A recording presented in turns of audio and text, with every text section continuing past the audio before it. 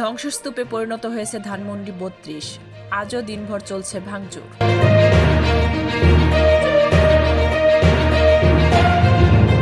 দেশের বিভিন্ন জায়গায় আওয়ামী নেতাকর্মীদের বাড়িতে বিক্ষুব্ধ ছাত্র জনতার ভাঙচুর ও অগ্নিসংযোগ।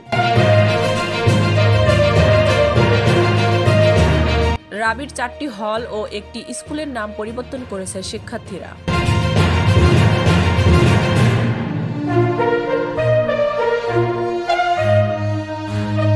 হাসিনার মিথ্যা ও বানোয়াট বক্তব্যের বিরুদ্ধে প্রতিবাদ জানিয়েছে বাংলাদেশের পররাষ্ট্র মন্ত্রণালয়। গণহত্যার পরও অনুশোচনা নেই শেখ হাসিনার, মানুষ ক্ষুব্ধ হয়েই হামলা চালিয়েছে বলে মন্তব্য করেছেন ছাত্রদলের সাধারণ সম্পাদক নাসির।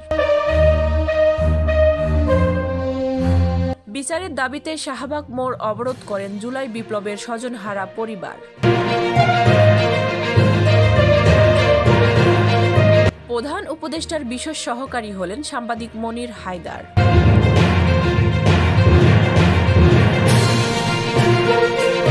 প্রাথমিক সহকারী শিক্ষক নিয়োগের ৩য় ধাপের ফলাফল বাতিল ঘোষণা।